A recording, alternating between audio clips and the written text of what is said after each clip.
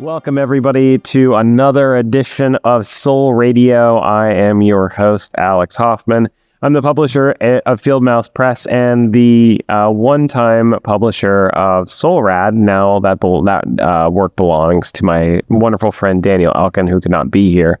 But today we are excited to do a deep dive on the work of Kit Anderson, and specifically we're going to be talking about the book Second Shift, published by Avery Hill. Avery Hill, a wonderful small press in the UK. And so welcome, Kit. Thank you for being here with us today. Thank you for having me. All right. So I think one of the things I wanted to do first, maybe I should have the panelists introduce themselves, or do you care? You're important too. Yeah. Kit's the most important, but you're here on the. Sure. I'm Rob Clough. Relevant to this, I'm a longtime co-founder and contributor to SOLRAD, and Alex and I run Field Mouse Press together. He's the publisher. I'm the executive editor, programming director of this show. Some other names. I'm Jules Bakes. I am here. I'm here. I'm a pretty long time contributor to the podcast. This podcast, Field Mouse at Large, and the podcast. And here we are. And a cartoonist, a writer of comics. Yeah, I have released a book recently with my good friend Nikki Smith, who illustrated. It's called Sea Legs. It's a middle grade graphic novel. It rules. It's all right. It's pretty cool. Jules is also the best critic I know who hasn't actually written down criticism. Like, their talk criticism is... Yeah, it's pretty great. That's high praise, Rob. Thank you. No, it's true. And Jules is also a pretty modest. So when you say that your book's all right, I disagree. I think it fucking rocks. Well, you'll have to bleep that for YouTube or whatever. I don't care. It's my life mission with Nikki. It's my life mission to make Jules uncomfortable with effusive praise. I know she can't. It's working very well. I enjoy that. We're watching her melt in real time. I'll be under the table. Kit is the person we need to make uncomfortable. This is the very excellent book in question. Second Shift by Kit Anderson. That's me. That is you. Kit, tell us a little bit. So I wanted to start by getting into this idea of a real transition in your work, because as it's not the first time you've done science fiction, but when I think about your work, I generally think more like literary, or I think fantasy. So where did this story kind of come from, and what was on your mind when you were making it? Okay. So I think I do always enjoy messing with genre. I think that's a thing I like to do in my short stories. It's something I grew up with, a lot of fantasy and sci-fi. And I think I was lucky to encounter a lot of authors and like filmmakers, especially who like really treated the subjects they were dealing with very seriously through genre, like with a lot of respect. Yeah. And so that's sort of my perspective. I think that like comics, sci-fi and fantasy, it's just genre generally, it sort of has a hard time in like the more literary circles, like being seen as like, worthwhile. And yeah, it just kind of had this like crisis of identity. But I respected a lot. Some of my favorite like authors and filmmakers and cartoonists do a lot of genre. And yeah, I think I just I like to treat it with a lot of respect. And I just think it's a really freeing place to explore like difficult themes. Yeah. And I love the act of like speculation. It's very freeing as well. Yeah. So yeah, I think I love genre. I have a lot of respect for it. What if you think back to your, I guess, young readership or formative years as a reader and as a creator, like what were some of the things that you were like what were the books that you were reading that were taking genre seriously that you feel are like important to you? So for books, like I read like Shirley Jackson at a pretty young age, and also like Stephen King. Like really, I think like I kind of ignored. I had this like very wanting to be literary. I think I have like a lot of like intellectual insecurity, and like always did as a kid. And so I don't know. Like then when I finally read The Shining in this like Gothic horror class and saw. Just like how seriously he was taking it, and that it was dealing with these like incredible themes. And this critic had like said that he was like writing from inside the patriarchy. It's a beautiful book. Anyway, so I think that was like when I started looking more seriously at genre and like comics too. And I think also like another formative thing was I was kind of a self-imposed insomniac in like middle school and high school. So I would just like stay up really late watching movies on like the sci-fi channels. And I think one night they were playing Solaris, the Tarkovsky movie, and I think I was like 13. I was just like, what is this? But it was it just completely like especially like the opening scene with the rain and the teacups just like implanted in my mind. And I'm so obsessed with these I think this is dealt with a lot in the books too, of just like coming in contact with media or art that just completely changes like the trajectory of like your creative life, at least. You know, this story is very, very much your own. But when you're talking about Shirley Jackson and then Solaris, like I just had like a conjunction, like, oh. It's a hell of a high concept. I mean, that's straight to Hollywood. But Jules is completely right. And also you just touch on something you're talking about, insomnia. And Kit's mostly, you've done short stories. And when you said that, they really set something off in my brain as like, so many of these stories, they're not necessarily set at night, but there's that sense of wandering isolation and curiosity that insomnia brings on. How much of that is something that you've intentionally brought to bear, and how much of that in your work is just because all your characters like this? You know, there's so many comics like about dream states or just being out of phase with kind of consensus reality. Yeah, I mean, it's an interesting question. I don't know how like aware of those kinds of inner workings I am, but like I do think there's some interplay between like waking isolation and I think like maybe being around people that it's like it's hard to be yourself around maybe. And then I think kind of I don't know, my theory is part of the like self-imposed insomnia was like this was time for me to like live unobserved, do the things I wanted to do, watch the things I wanted to watch. And that was kind of like my own like my creative education, I guess. Yeah.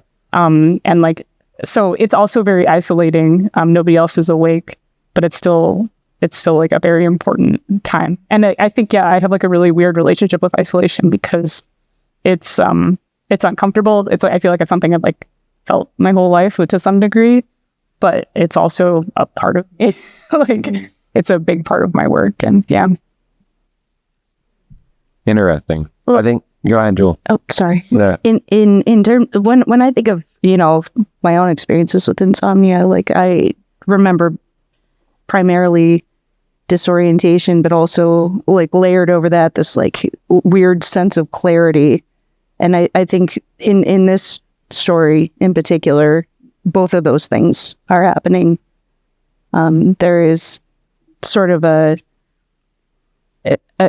there's a character who it thinks she's sure of what is happening, but may not actually be sure of what is happening. And to me, that feels very insomnia coded. Is that sort of where Birdie's experience was coming from? Especially because she's being awakened and put back to sleep, and awakened and put back to sleep. Sorry, can you rephrase the question?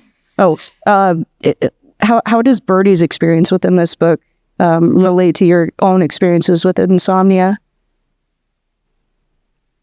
I mean, I think there's also this, like, that sense of like dreaming while awake too, and then just feeling like everything is like blending together. And yeah, I think like in those times, like, yeah, nothing feels really clear. And I think like during this time too, like I would have like super intense like dreams that almost felt like more real than real life. And so, yeah, I think that's kind of everywhere. But again, I don't know if I've examined that question enough, to be honest. But anybody else on the theory, let me know. Yeah.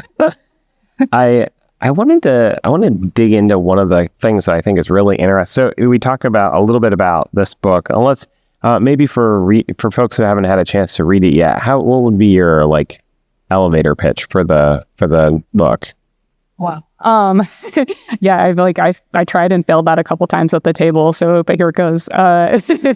It's Second Shift is a psychological science fiction story about Birdie and her sibling Heck, who work isolated shifts on a terraforming planet, and then discover something there that shouldn't be there.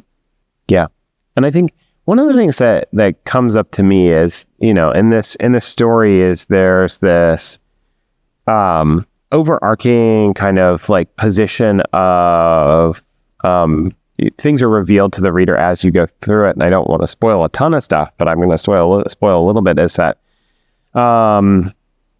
things are obviously not what they seem initially, and as you read through it, you get these like snippets, you get these like communiques / you get this like I will call it propaganda or promotional material for the megacorp, and part of me when I was reading this is like, when's Ripley going to show up? When is there going to be a chest burster jumping out of somebody's chest on this? Because it really felt very much like an Alien, where you have these megacorps that are like in charge of everybody's lives, and everything was solved by the corp, and now you're good, and you are good, and you are good, and you're good. You're good now. But they were so gentle, and it felt so insidious. I really liked those moments. But it like that. One of the things I wanted to ask about was just like that. Where did that come from? Like, you're like working through the, you know, it's like you're kind of like setting the tone of the book, and it's getting more ominous and more even noxious as you move forward in the book, and the characters are starting to come apart at the seams. And I largely think it's because of the stuff is going on in the background. So I just wanted to kind of like just get your ideas on these, like the powers that be, the megacorp kind of stuff. Where's your? Yeah. I mean, like Alien is one of my very favorite movies. So Weyland-Yutani is probably like in there. I was like, hell yeah. I was like, the first thing I thought, I was like, oh, this is Weyland-Yutani. They say it is Weyland-Yutani. It's TerraCorp, but yeah, but it's similar. I think like you know, it's speculation, but I think it's hard not to kind of view the way things are going, and like these almost like country rich like corporations that are just trying to phase each other out, like they're battling for our attention, for our money, like for our lives.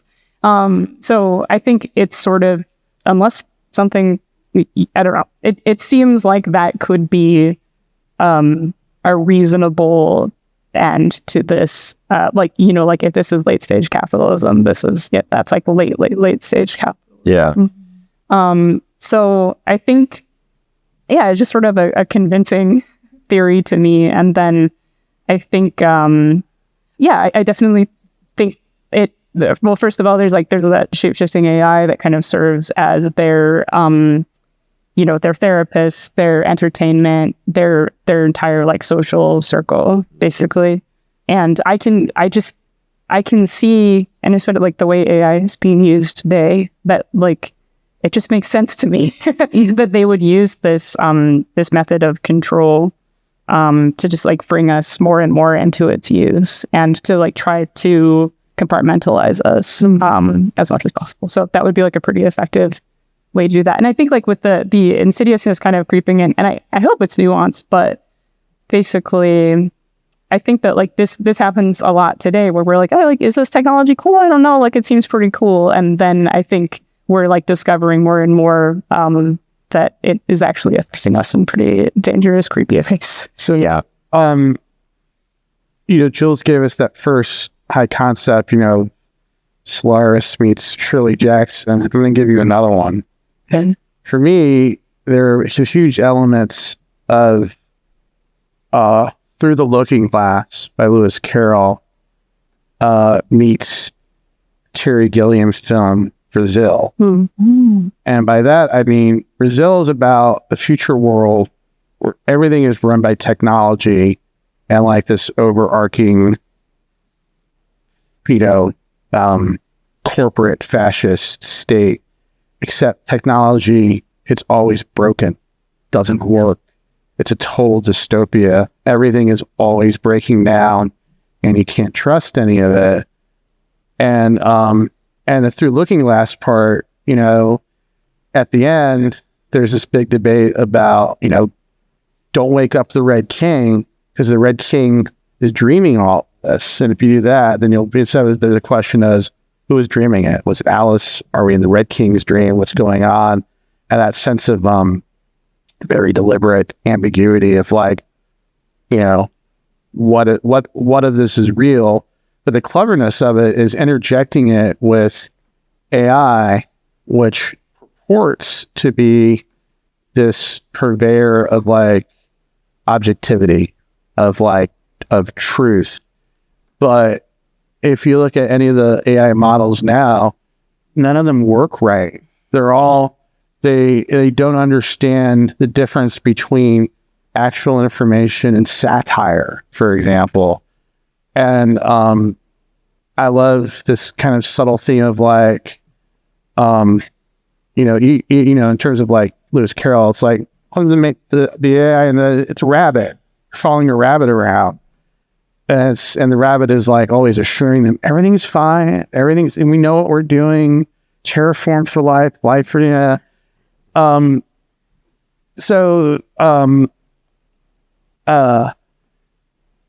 is that critique, is this you're using these elements of it, the sinister thing, but it's not just sinister because it works, but it's sinister because, as Heck puts out, we don't even know if it still exists.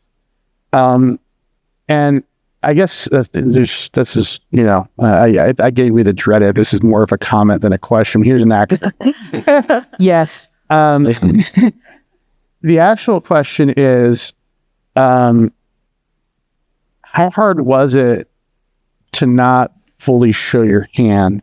Ambiguity is the essence of this book about you're given a taste of what's maybe real and what this really is and what's really happening, but it's not really spelled out.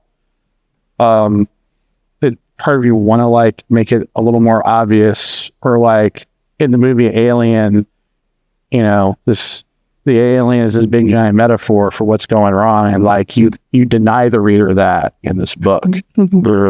How hard was it to rein it in? How hard was it to stay that nuanced? I mean, I feel like it's like one of the cool things about comics is like they take so freaking long to make that like I don't know. I couldn't imagine like blowing this story up, but I probably could have. But I do think like ambiguity is pretty important for me to maintain, just because that's like how life feels. And I think like in early iterations of the script, I think I was gonna like station bad, like it's station's the big scary monster, and like that got more and more nuanced. I hope. But yeah, I just think like that's how life feels. That's the kind of media that like I like engaging with. Did I answer your question? I think so. Okay. But I'm actually curious, like, you mentioned some of these elements. I mentioned Lewis Carroll, and I mentioned, were these at all influences for you? These are all things that you thought about? Because, both Lewis Carroll books are all about The White Rabbit.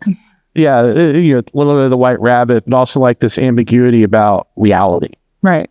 I mean, I think that like that's very much like in the culture generally. So I did I don't think I've actually fully read Lewis Carroll, to be totally honest with you. I have seen Brazil a long time ago, but yeah, I think it's just mostly like in the culture. And yeah, but like the rabbit is intentional, but that way. Yeah. A cool read. I'm also curious about some of the other building blocks you were using. I thought I was picking up some interesting use of color, red versus blue, and then gray sort of in the middle there, where blue seemed to indicate what was false and red seemed to indicate what was destructive. I'm wondering if you can give a little insight into how you were actually, you intended to utilize color. That's a good question. That's a very good question. Yeah, I actually hadn't thought about that until just now. All of that makes a whole lot of sense as you were saying that. I'm like, huh. Yeah, this is the reason why I'm not a comics critic anymore. It's just the best of it. Yeah. Yeah, I mean, I think that's basically it, what you said. And I think, yeah, like on the basic level, like red, it would be more concrete elements, and then, yeah, blue make more ambiguity, and yeah, definitely like station's color. But yeah, those were the two hero colors for sure. And I think exactly what you picked up. Look right on. Why those two colors in particular? I don't know, wrong. Okay. Visual contrast, I guess. Yeah. I mean, it's Makes sense to me. Yeah. I don't know if it had like somewhat or similar. Well, if you have both of them, then you get 3D. Yeah. I think like that, yeah, red to me is definitely like more earthy, more concrete. And then, yeah, blue, more like up the sky and Colder. Yeah, definitely More emerald. Yeah, for sure. There's this one scene that really struck me in the book that was, I think, kind of heartbreaking and also kind of like shattering to a certain degree. And the first time I read the book, I was like, no, this can't be real. And then I was like, I got to go back and actually read it again. And it's the scene where Station actually shuts it all off. Like, just show me what it actually looks like. And and just for a brief moment, it's like, it's like, oh my God, this is horrible. And I love that we don't see. We don't get to see it. I know, but it's like, I'm like, tell me a little bit about that. Like, you're using essentially this. You're using, it's like, it's not just one lie, right? It's not just one image. It's image after image after image. It's this cacophony of embellishment and replacement. And I just wanted to get a sense of like, is that kind of how you feel life is in the world now? Like, is that, or were you trying to like capture something about our current situation with that? Or were you just like thinking like, let's just take this as far as it can possibly go and see where I can get with it? I mean, I do think like technology offers that danger for sure. Like, and I think it's very important to stay connected to like ourselves in the natural world. And I think that like, yeah, there's just a danger of that becoming more and more disparate, and like intentionally so. So I think there's also maybe some metaphor in there about like AI and art and just like how and like how important it is to keep things connected to like the real thing, and like what is nature without carbon, and all of this time and place working together. So I don't know, but I think that actually draws me back to some of your previous work with Avery Hill, that you did a collection of some short stories. And I think one of the themes that pops up a lot in that collection is the idea of reconnecting or being moored in the natural and trying to stick in the natural and stay away from the things that would draw you out of that. Is that something that you're consciously thinking about? Is that a a theme that's, that you're still working through, or do you think that's just something that's just being drawn out of the worries you have about the world right now? I mean, yeah, probably all of those things, but I just I think it feels pretty fun that natural stewardship is like a pretty fundamental thing that I think we all should be concerned about. And I think, at this point, it's an important character trait. Like it's a big part of like my daily life, and it's like how I center myself and regulate myself, and how I write stories. And it's just like, I don't know. I'm not saying I'm like the most connected person ever to nature, but it's like it's a very important part of my life and my brain. Like I think that I think it's so important to kind of have that like double vision of how important the things that you're thinking about feel, and then what they are next to like these trees that are hundreds of years old, or these rocks that will be here forever. So I just think feeling insignificant is like a really important feeling for me. That's interesting, and I like the essence of the book is the character dynamic with the siblings, and that Birdie is true believer. She wants to have faith, and it's interesting that in many ways she is the reader's eye view character. I'm experiencing this, and Heck is the cynic, is the doubter, is the one who's looking for truth. I guess my two questions are, why is Birdie the reader's eye view character instead of the more questioning Heck? It seems counterintuitive in a really interesting way for most of these narratives, and like, I'm here to seek the truth, and this is the main character. And then secondly, you note that Heck is non-binary. And why was that a deliberate choice in this story? Was that meaningful to their interactions and the character narrative? I mean, I think like to me, Heck, okay, so I think the first question was like Birdie as the reader.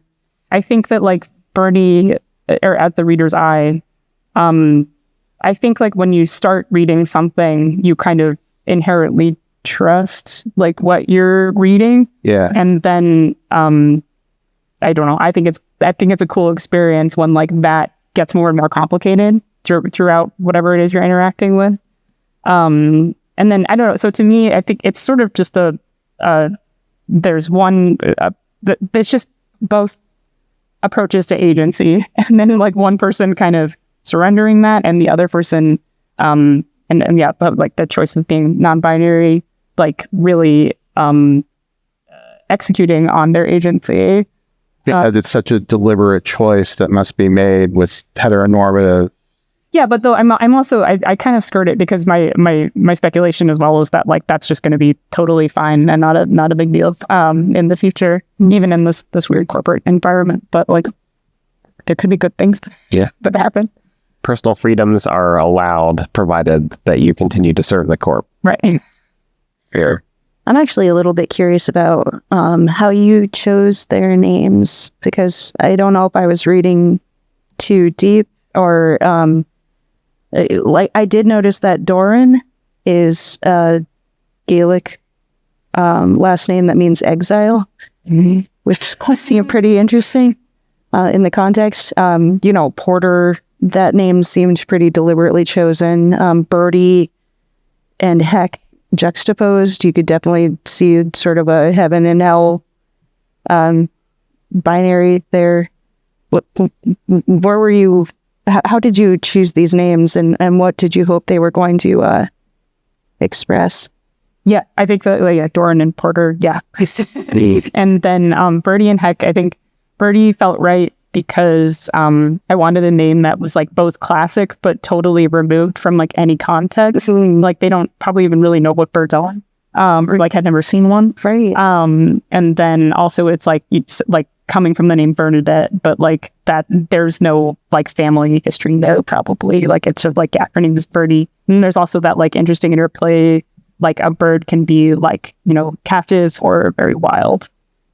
So I like that name. And then Heck, just like, Heck's character of kind of being cynical and questioning. And I think like that felt really right. But I like the heaven and hell thing. That's really good. Well, I mean, you've got like Birdie up in, the sky, and then you've got Heck, which is a gentle way to say hell, like down on earth, where Birdie was very cynical about what was happening there. Like, oh, you love freezing to death, like, or being freezing your ass off. Yeah. No, it was really fun. It was perfectly done. Really nice. But yeah, I think the name Birdie to me felt like a nickname for a creature, a pet that you keep in a cage. That's the thing that I got from the name Birdie. It was like diminutive. It's a diminutive. You are my little precious thing in a cage. Or the canary that can indicate whether the place is safe. I didn't even think of that. Yeah, that's That's the picture that I got was, here's Waylon Yutani walking around with Birdie in a cage, walking around like, can I breathe in here? Can I breathe in here? Yep. Why was it important that they were siblings?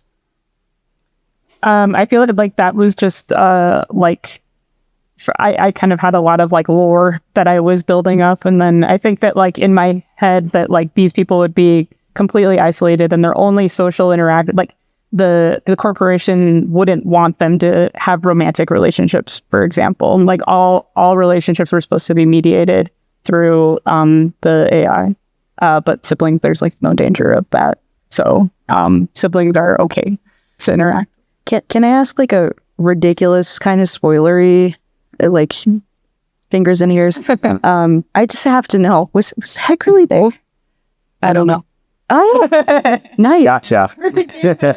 Perfect answer. Okay, fingers. Safe. Yeah.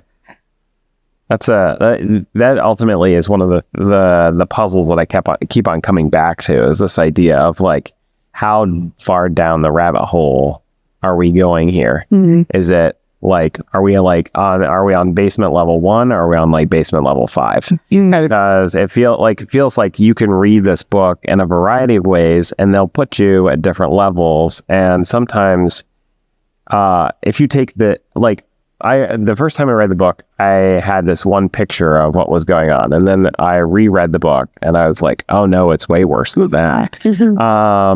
And it felt like, to me, I think one of the things that as I was reading it, I'm thinking about it in terms of like, how would I feel, or what would I feel like if I were in this position and I had this other person who was with me that I guess the question I'm asking here, the thing that I want to get your thoughts on is like, what's the original lie? What's the original lie? Yeah, it's a story. Maybe it's a little rude to say that it's a story built on lies, but I think it is. I think story built on propaganda. Well, and propaganda is lies, right? Yeah, that's finer point. Yeah, those are corporate lies. It's just corporate lies. It's lies to make a profit, right? But it feels. Isn't it all worth it? TM. Yeah, TM. What's the original lie? I think like the original lie is probably that like these employees are doing something worthwhile. That like this is a reasonable thing to be doing with your life. It's a good, and you had a choice in being there. So I feel like this book is one big magic trick, in that a good magician, at the beginning of the trick, they lay out everything that if you're really paying attention, you could see where it's going, but it's sleight of hand. You're like, don't pay too much attention to this. So like the first 10 pages of the book are like, we're getting a sense of the lay of the land, and it's very like, here's these various things happening, but there's not a lot of action, and the reader is a little disoriented too. In the same way that the character is disoriented coming in the story. But at the very beginning, you give all the clues the reader needs, I think, in that they wake up, she wakes up and it's like, hey, remember where you are, remember what you're doing. And then 3 pages in, the farm units are like, you're so awesome, you're doing such a great job. It's like, I'm not doing anything. And it's like, it's exactly what you just said. It's like, they're reassuring you that you're doing something good, even if you're not even doing anything. It's like, I could use some farm units in my daily wake up, actually. And I'm curious about like how you wrote it and how you structured it. Did you go from beginning to end and have it? Did you rewrite the beginning? How many changes did you make to the structure of the book as you yourself were kind of figuring out what it was? Yeah, I think there were quite a few iterations. Like I like 9 like script. So yeah, I always kind of do like script to. I do this cool process that Alison Bechtel I think invented called visual scripting. And so I kind of like so I'll do the whole script and then I put it in. Now I'm trying to use Affinity, but InDesign, and like lay out the entire book and in panels, and then I'm just like constantly updating this file as I'm writing it, and it's changing a lot. And I think that's like a really cool thing about comics. It's like, to me, it just doesn't feel finished until all of the art, all of the speech bubbles and everything are like they're locked in. So I don't know. It was really, I don't know if I'm answering the question, but it felt like this giant push uphill, everything together. And I did like do all of the art, like start to finish. But Did changing the art or doing the art change anything you did about the script, or did you adhere to it pretty closely? I think there were definitely like choices that happened later on that like had to like inform things back. So yeah, but like that's inevitable. But like, yeah, I think just to save myself, I tried to think through most of these things before doing the art. And I think like the other thing I like to do is kind of find some like guidepost scenes that I'm really that feel like very representational to what I'm working on. So, and I think they're kind of like throughout the book. And so that that just sort of feels like a nice way to tell it. Could you tell us what a couple of those guidepost scenes were? This one I think is one of them. Yeah, I really wanted to. Oh yeah, big. This is one of them. Yeah. When you said guidepost scenes, I'm like, I need to go back a couple slides. There's one of them right here. Yeah.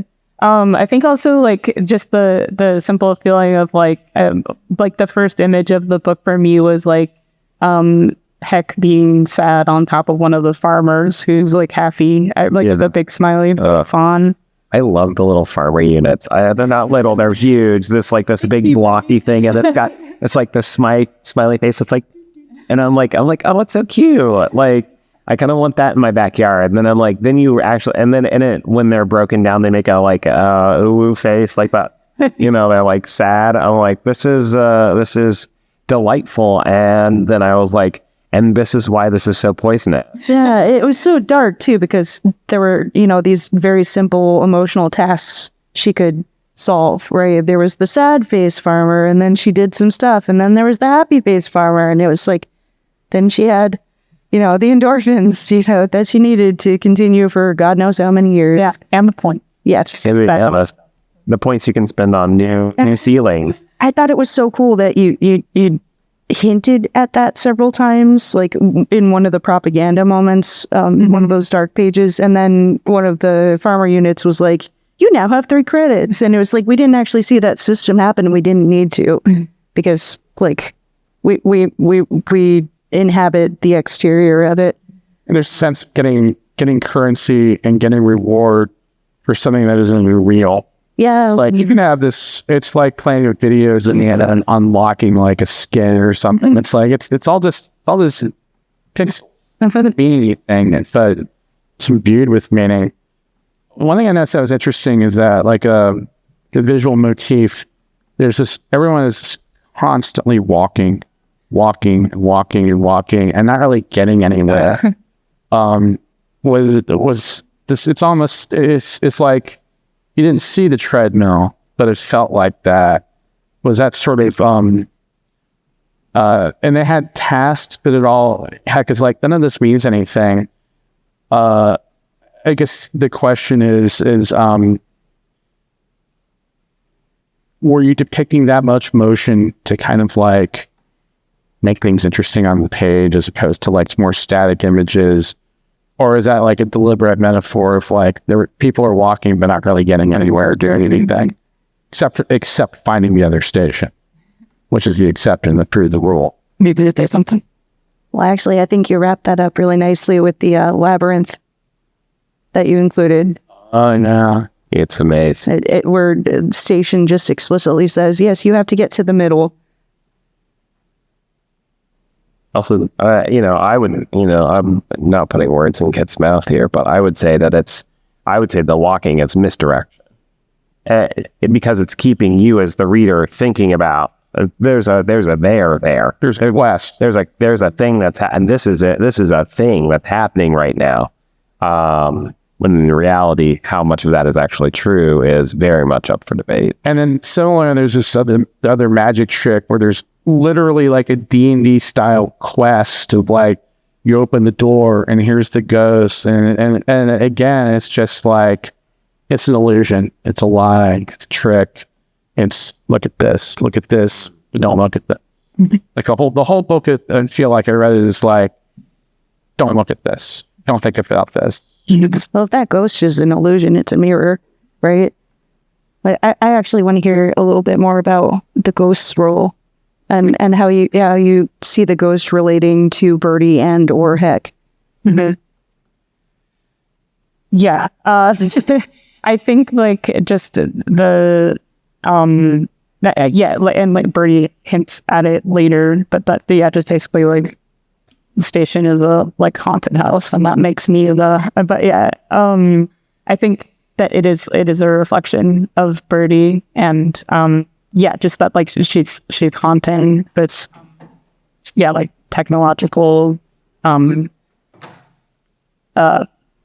what's the word between not quite hell but heck limbo. Purgatory. Yeah. But Birdie is shown multiple times suited up to fight that ghost. Mm-hmm.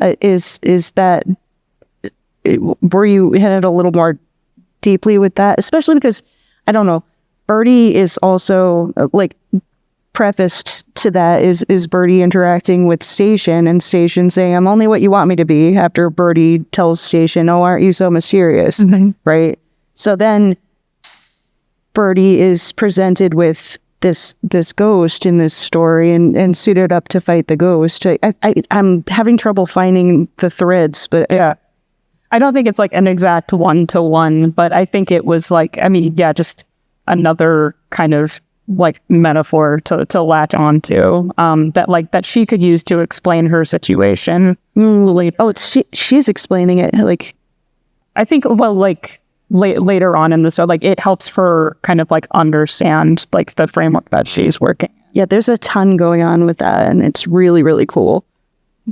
But thank you. So, you may remember this from when we've worked together before. When I think about narrative genre, there's one overarching question, which is, what does the protagonist want? What does Birdie want? And I think the fact that I can't immediately answer that seems to be part of the point of the book. Yeah, and I think like I know that's like freaking one of like the seminal like rules of storytelling is like you always have to give your characters something to want, and like I think No, but you cleverly he subverted that. He subverted that question in a really clever way, and like I just kind of thought about that. What does Birdie want? Like, I don't think Birdie wants not to. I don't think Birdie knows, and Birdie. And if it's the essence of it is Birdie is a ghost, if you're dead, you don't want anything. There is no more wanting. Yeah, Heck catches Birdie of like, well, Heck even says explicitly to Birdie, you're content, aren't you? Right. In like a really like contemptuous way, you know? And here I was thinking that what Birdie wanted was the things that were already around her. The things that what Birdie wants is maintenance. Like Birdie wants stasis. Birdie wants purgatory. Birdie, that was my read of it. It was really that Birdie is a spirit who won't move on. Yeah, Birdie wants to declines to move on. Is drug screaming into this strange thing that she really doesn't even care to see. She doesn't want to leave the station. She doesn't want to get move forward. She just wants to stay. And I think that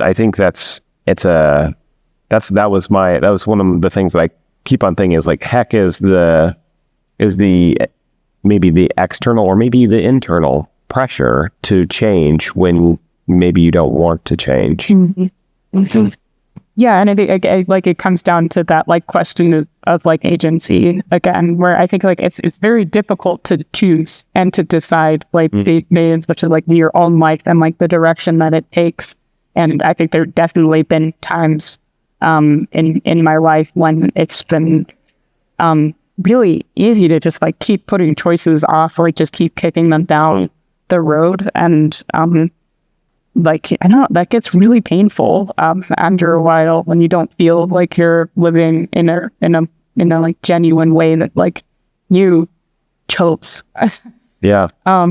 So I think that like if she wanted to be left alone, I think that like that only goes so far and is good for so long. Mm-hmm. Yeah, I would agree with that. It's like this book shows the point where it is no longer sustainable.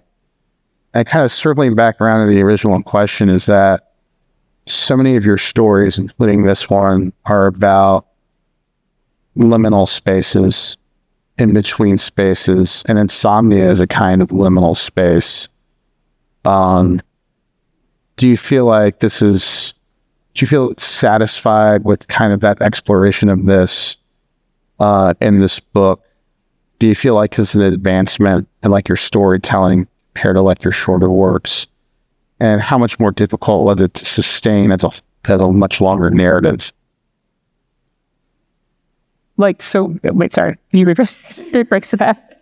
Yeah. So basically, kind of your theme as an author has been liminal spaces, and stemming back from what you said, like this is insomnia as a kind of liminal space. And I guess I'm curious, mostly about, you've only worked in shorter stories. How difficult was it, and how satisfied do you feel in doing this longer narrative for the first time? And do you feel like you further kind of advance this theme that seems present in so many of your stories? I think so. I mean, I don't know how to answer that, Rob. I'm sorry. You felt it's like I must get Rob. It feels like you're asking, Kit, do you think you did a good job? I think that's unfair. Let me rephrase that. Like, what adjustments did you have to make in sustaining this unsustainable thing, liminal space, in a longer story as opposed to a No, there's the question. Yeah, that's what you asked. Scaffolding, I guess. and scaffolding.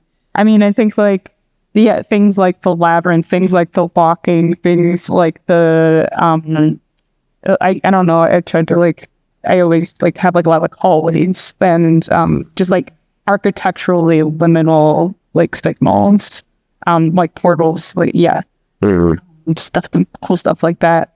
So I don't know. Yeah, I think like the whole book is an exploration of the liminal, I guess. So I think it. Yeah, that's it. I would say. Yeah, It did. And see, the thing is, like this idea of liminal space, or the idea of like in betweenness.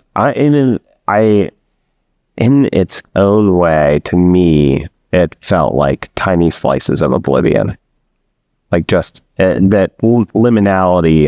The thing that I felt like as I was reading it for the whatever it was, the third or fourth time, was like every time you push off the decision, every time you decide to stay in the liminal space you've made for yourself, the purgatory, you're actually choosing a small slice of oblivion.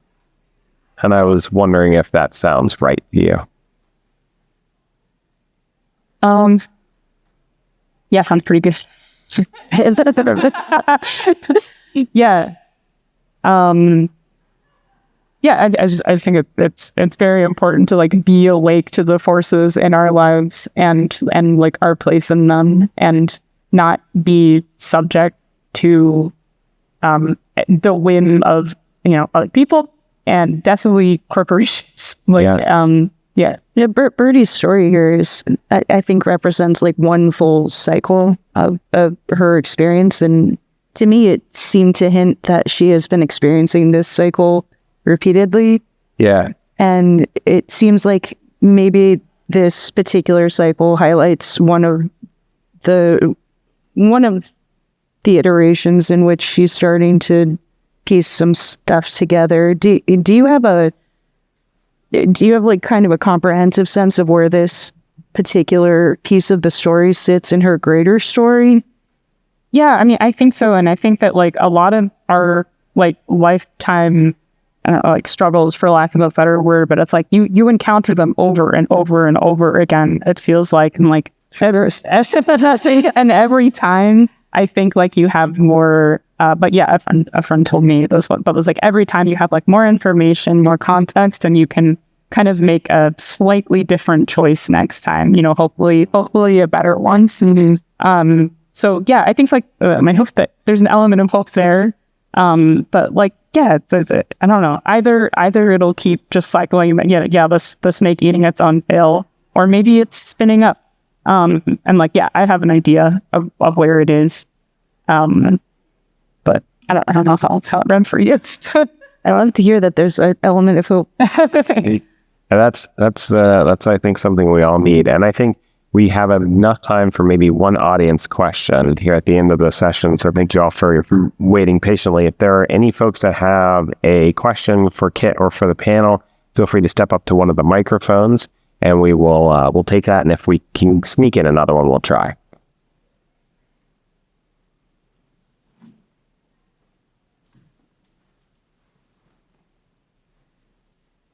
I'm not this last thing. We'll find out my question or just heading out. That's okay. Cheers. They're coming. No. Yeah. We're all on the edge of our seat. Oh, okay. See, all right. Seeing no questions, Kit, thank you. Thank you so much for being willing to sit in the den of torture for an. I will just say this has been a fascinating discussion. Thank you. It's given me a lot of things to think about, a lot of ideas for stuff I might want to try writing, but like, thank you. Thank you. Of course. Go buy Kit's book. Yeah. It's so good. Yeah. Where can we find you to get a copy of said book? So right after this, I'll be at the Avery Hill table, J1, but I think they might almost be sold out. So run. Do not walk. Run to Avery Hill J1 and pick up a copy of Second Shift. Thank you so much for this wonderful conversation. Thank you. Yes. Thank you.